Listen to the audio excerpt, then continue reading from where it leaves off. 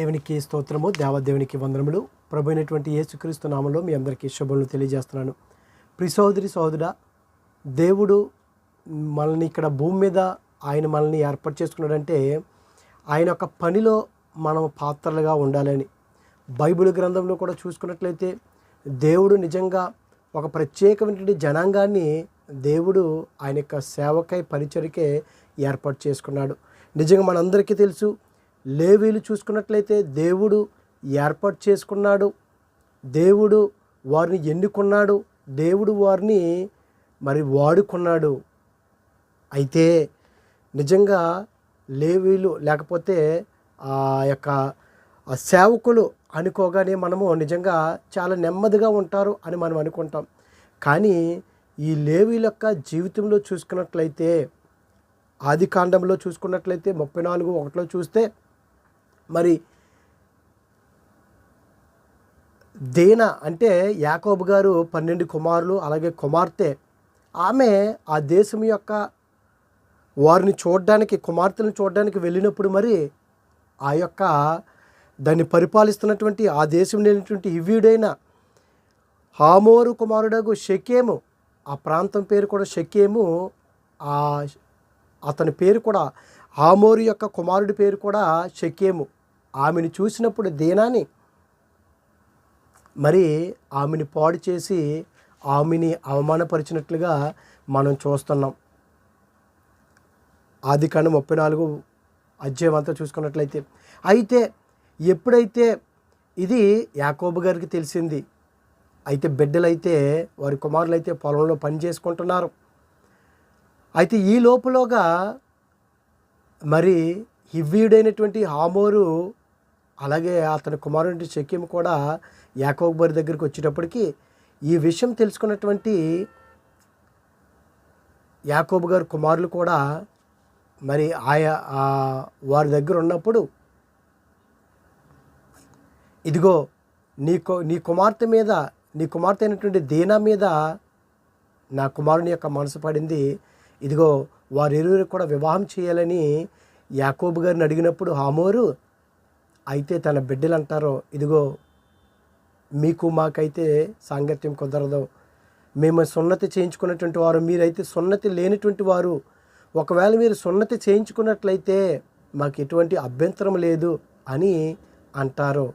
వారు నిజంగా ఇదిగో హివ్వీయుడైనటువంటి హామోరు అలాగే ఈ షెకెము కూడా వారి ప్రాంతంలోకి వెళ్ళి వారందరితో కూడా చెప్పినప్పుడు, ఇదిగో వీరి సంతతి వారందరూ కూడా మన దగ్గరే ఉంటున్నారు కదా, వారు అభివృద్ధి చెందినట్లయితే వారి ఆస్తులన్నీ మనవే కదా అని వారికి వేరే మాటలు కూడా చెప్పి వారిని కన్విన్స్ చేసి సున్నతి పొందటానికి వారందరిని కూడా అంగీకరింపచేస్తారు. అయితే వారి సున్నతి పొందిన తర్వాత మూడో రోజున వారు బాధపడుతున్నటువంటి సమయంలో యాకోబు గారి కుమారులైనటువంటి సిమ్యోను, లేవి వీరిరువురు కూడా కత్తులు పట్టుకుని వెళ్ళి ఆ యొక్క షెకెములో ఉన్నటువంటి వారందరిని, మగవారిని అందరినీ కూడా కత్తితోటి చంపివేసి వారి ఆడవారిని పాడు చేసి అక్కడ ఉన్నటువంటి ఆస్తులను కానీ అన్నీ కూడా పట్టుకుని వచ్చేశారు. ఎప్పుడైతే యాకోబు గారికి తెలుస్తుందో, అయ్యో ఇదిగో ఈ పెర్జీలు వీళ్ళందరూ కూడా అధిక సైన్యము, అధిక మంది జనాంగము, ఇదిగో నేనైతే కొద్దిమంది జనాంగమే నాకు ఉన్నారు, వారికి తెలిసిందంటే వారందరూ కూడా నా మీద వచ్చి పడిపోయి నన్ను నాశనం చేస్తారు అని అన్నప్పుడు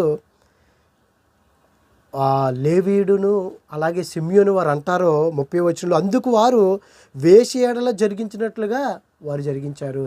వారిలో ఎందుకంటే వారిద్దరి యొక్క అవతారాలను చూసి రక్తపాతం కలిగి చూసినప్పుడు వారు ఎటువంటి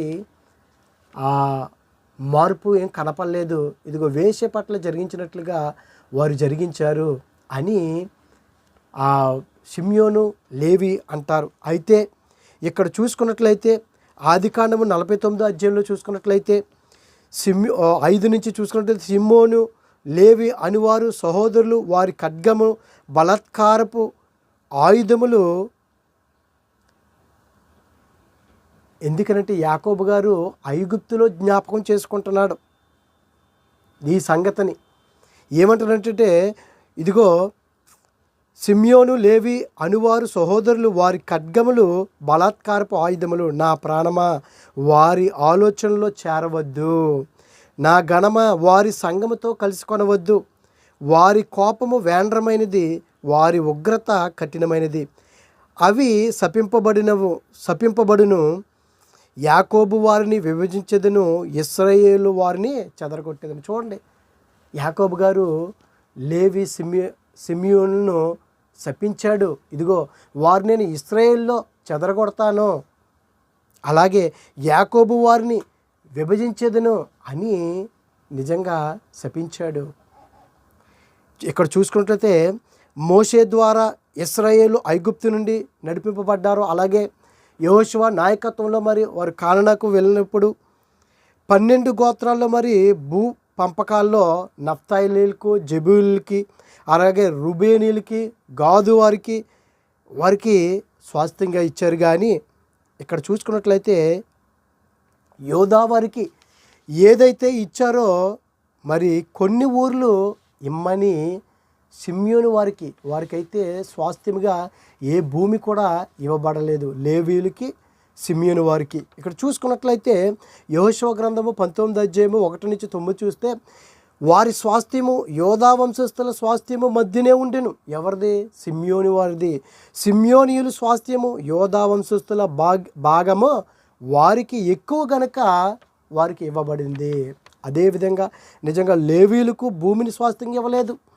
12 గోత్రాల మధ్య, అంటే వారు ఎక్కడెక్కడ ఉన్నారో అక్కడక్కడ వారికి 12 గోత్రాల మధ్య నిజంగా 48 ఊర్లు ఇచ్చినట్లుగా మనం చూస్తున్నాం. సంఖ్యాకాండం 35:1-8 చూస్తే 2వ వచనంలో ఇశ్రాయేలు తాము పొందు స్వాస్థ్యములో లేవీయులు నివసించుటకు వారికి పొరములు ఇవ్వబడును. ఇదిగో 7వ వచనంలో వాటి పల్లెలతో కూడా మీరు లేవీయులకు ఇవ్వవలసిన పొరములు 48. చూడండి, యెహోషువ గ్రంథము 13:33లో కూడా లేవీ గోత్రములకు మోషే స్వాస్థ్యము పంచిపెట్టలేదు, అతడు వారిలో లేవీయులకు ఏ స్వాస్థ్యము ఇవ్వలేదు. అంటే లేవీయులకు కానీ సిమ్యోనులకు కానీ ఎటువంటి స్వాస్థ్యం ఇవ్వలేదు. అంటే వీరు శపించబడ్డారండి. అయితే ఈ సమయంలో మనం నేర్చుకోవాల్సింది ఏమిటంటే, అయ్యో ఏంటి మాకేం అర్థం కావట్లేదని మనం అనుకోవచ్చేమో. ఈ యొక్క లేవీల నుంచి మనం ఏం నేర్చుకోవాలంటే, లేవీలు నిజంగా ఈ సిమ్యోనులు శపింపబడినటువంటి వారిని దేవుడు ఆశీర్వాదంగా మలిచాడు.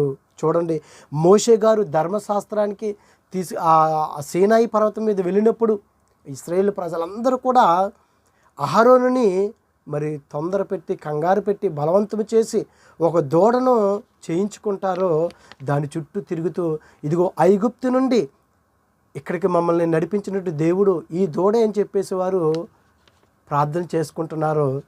అది చూసినటువంటి దేవాతి దేవుడు అలాగే మోషే కూడా వారు ఎంతో రగిలిపోయారు. అయితే వారందరూ కూడా మర్చిపోయారు. 12 గోత్రం వారు కూడా, అందులో సిమ్యోను గోత్రం ఉంది, లేవి గోత్రం కూడా ఉంది. ఇక్కడ చూసుకున్నట్లయితే ఆ మోషే గారు ఆ సేనా పర్వతం దాటుకుని వచ్చినప్పుడు ఆ పాలెములోనికి, ఆ పాలెము గేటు వద్దకు వచ్చి, ఇదిగో ఈ విధంగా అన్నాడు. మోషే పాలెము ఎదుట నిలబడి ఇశ్రాయేల్లో వారందరినీ కూడా అంటున్నారు, ఇదిగో ఇక ఇంతవరకు మీరు చేసినట్టు పాపములు చాలు, మీరు మార్పు పొందినట్లయితే, మారు మనసు పొందినట్లయితే, మాదిరికరమైన జీవితం కనుక మీకు ఉండినట్లయితే, ఇదిగో ఎవరైతే మీరు రావాలనుకున్నారో సజీవుడైనటువంటి జీవం గల దేవుని యొక్క సన్నిధిలోనికి మీరు ఎవరైతే కనుక చేరాలనుకుంటున్నారో మీరు వచ్చి నా వెనకాల నిలబడండి అనగానే 12 గోత్రంలో ఇదిగో లేవీయులు ఇమ్మీడియట్గా మోషే గారు వెనక్కి వచ్చేసినట్లుగా మనం చూస్తున్నాం. ఎందుకనంటే దేవుని యొక్క పిలుపుకి లోబడాలి. ఇదిగో మోషే మరి నిజంగా మోషే ఎప్పుడైతే పిలిచాడో ఆ లేవి గోత్రము మోషే వెనక వచ్చింది. అంటే దేవుడు మనల్ని కూడా పిలుస్తాడండి. ఆనాటి దినాల్లో అయితే ప్రభువు మాట్లాడాడు, దేవాతి దేవుడు మాట్లాడాడు. ఈ దినాల్లో చూసుకున్నట్లయితే దైవ సేవకుల ద్వారా మాట్లాడవచ్చు. ఆ పిలుపుని మనం అంగీకరించి మనం ముందుకి కొనసాగేవారిగా మనం ఉండాలి. దేవునికి వాక్యం తెలుస్తుంది. అందుకే నిర్గమకాండం 32:26 చూస్తే, అందుకే మోషే పాలెము యొక్క ద్వారమును నిలిచి యెహోవా పక్షమునున్న వారందరూ నా ఎద్దకు రండి అనగా లేవీలందరూ అతని ఎద్దకు వచ్చిరి. దానిని బట్టి దేవుడు ఎంతో సంతోషించాడు. అందుకే శాపము నుండి ఆశీర్వాదం వచ్చింది వీరికి.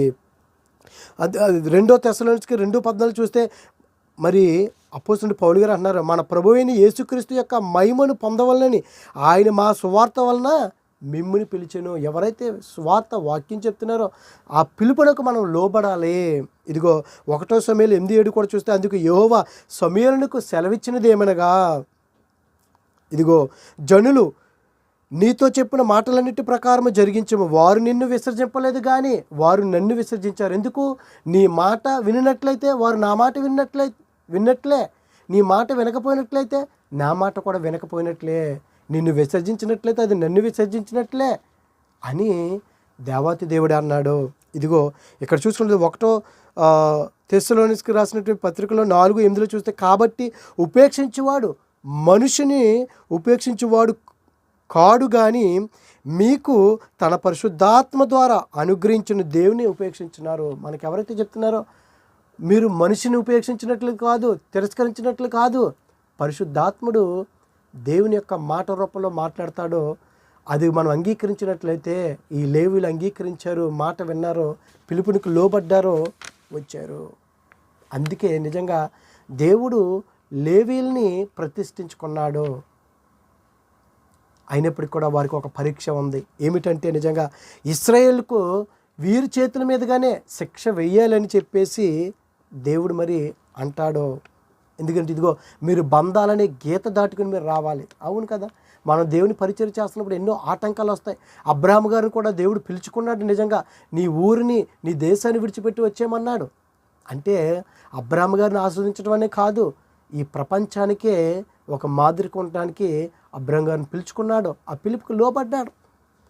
అదేవిధంగా చూసుకున్నట్లయితే నిర్గమకాండలో చూసుకుంటే ఇక్కడ 32:27 అతడు వారిని చూసి, మీలో ప్రతివాడును తన కత్తిని తన నడుమును కట్టుకొని పాలెముల ద్వారము నుండి ద్వారమునకు వెళ్ళుచు ప్రతివాడు తన సహోదరుని, ప్రతివాడు తన చెలికాన్ని, తన పొరుగువారిని ఏం చేయాలన్నాడో సంహరించాలి. అంటే మనల్ని కూడా అదే కత్తి పట్టుకుని సంహరించాలని కాదు, దేవుడు వీరికి ఒక పరీక్ష పెట్టాడు. అయితే ఆ దినాన్న ఇశ్రాయేల్లో 3,000 మంది వరకు కూలీరని దేవుని యొక్క వాక్యం సెలవుస్తుంది. ఇదిగో దేవుడు శాపము నుంచి ఆశీర్వాదిస్తున్నాడు లేవీయులు నిజంగా. అందుకే చూసుకున్నట్లయితే మార్కు సువార్త 10:28 కూడా చూస్తే పేతురు గారు అన్నారు, ఇదిగో మేము సమస్తను విడిచిపెట్టి మేము నిన్ను వెంబడిస్తున్నాము. ఎందుకంటే ఆ పిలుపునకు వారు లోబడ్డారు, అపోస్తలులు కూడానే. ఈ దినాన్ని నీవు నేను కూడా దేవుని యొక్క పిలుపునకు లోబడుతున్నామా? ఇదిగో శాపము నుండి ఆశీర్వాదానికి దేవుడు మనల్ని నడిపిస్తున్నాడు. అందుకే ప్రపంచాన్ని కూడా వడగట్టి ఇశ్రాయేలు ప్రజల్ని నా ప్రత్యేకమైన జనాంగా అని ఏర్పాటు చేసుకున్నాడు.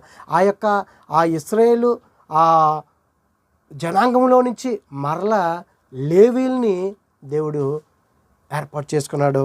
ఇక్కడ చూసుకున్నట్లయితే నిర్గమ 10:19-6 మీరు నాకు యాజక రూపమైనటువంటి రాజ్యముగాను పరిశుద్ధ జనాంగంగాను 12 గోత్రముల వారిని ఆయన పిలుచుకున్నాడు. అలాగే నిర్గమ 13:2 ఇశ్రాయేల్లో మనుషుల యొక్కయు పశువుల యొక్కయు ప్రథమ సంతతి అనగా ప్రతి తొలిచూలు పిల్లను నాకు ప్రతిష్ఠించుడి అని దేవుడు నిజంగా ఇశ్రాయేలు ప్రజలను ఎన్నుకున్నాడో. ఇదిగో అయితే దేవుని యొక్క వాక్యం సెలవిస్తుంది, దేవుడు లేవీల్ని ఎన్నుకున్నాడు, నిజంగా వారిని కోరుకున్నాడు, వాడుకున్నాడు. మరి సంఖ్యాకాండం 3:11 కూడా చూసుకున్నట్లయితే వారిని ఏ విధంగా దేవుని యొక్క పరిచర్యకి వాడుకున్నాడో. ఇదిగో యాకోబు గారు అయితే శపించాడు, చెదరగొట్టింపు చేసేలాగా ఆ జనాంగాల్ని ఆ విధంగా శపించాడు. అయితే లేవీలు ఆశీర్వదించబడ్డారు. ఇదిగో చెదిరిపోయిన లేవీలను వాక్యాన్ని పంచడానికి దేవుడు ఏర్పాటు చేసుకున్నాడు. 2వ దినవృత్తాంతంలో 17:7 చూసుకున్నట్లయితే దేవుడు ఏ విధంగా మరి ఆ ఇశ్రాయేలు ప్రజలకి లేకపోతే దేవుని యొక్క వాక్యాన్ని ఆ సేవ చేయటానికి లేవీల్ని ఉపయోగించుకున్నాడు. కనుక ప్రియ సోదరుడా, దేవుని యొక్క వాక్యం చెల్లుతుంది. నువ్వు దేవునికి లోబడినట్లయితే శాపము నుండి ఆశీర్వాదం వరకు దేవుడు మనల్ని నడిపిస్తాడు. ఈ లేవీల్ని కూడా నిజంగా శాపము నుండి ఆశీర్వాదించడానికి అంతవరకు దేవుడు నడిపించుకున్నాడంటే దేవుని యొక్క పిలుపుకు వారు లోబడ్డారు. మనం కూడా దేవుని యొక్క పిలుపుకు లోబడదాం. అటువంటి గొప్ప దేవుడు మనకు అనుగ్రహించును గాక. ఆమేన్. పరిశుద్ధుడా, ప్రేమగల తండ్రి, మహిమగల దేవునికి స్తోత్రములు దేవా. ఇదిగో తండ్రి, లేవీలు నా తండ్రి ప్రభా శాపం నుండి ఆశీర్వాదానికి ప్రభావ నువ్వు నడిపించడం గొప్ప దేవా, నీ కొందరు అనేక జనాంగాలకి ప్రభావ నీ వాక్యాన్ని ప్రకటించేవారుగా నువ్వు ఏర్పాటు చేసుకున్నావు దేవా. ఎందుకనంటే వారు నీ మాటకు లోబడ్డారయ్యా దేవా. ఇదిగో తండ్రి, ఈ సమయంలో అనారోగ్యం వరకు ఆరోగ్యాలు దయచేయండి. ఇరుకులు, ఇబ్బందులు, శోధనలో, సాతాను బంధువులకు శాంతి సమయం దయచేసి నీ కృపలో మమ్మల్ని భద్రపరచమని క్రీస్తు నామమున అడుగుచున్నాం పరమ తండ్రి. Amen, amen. God bless you all.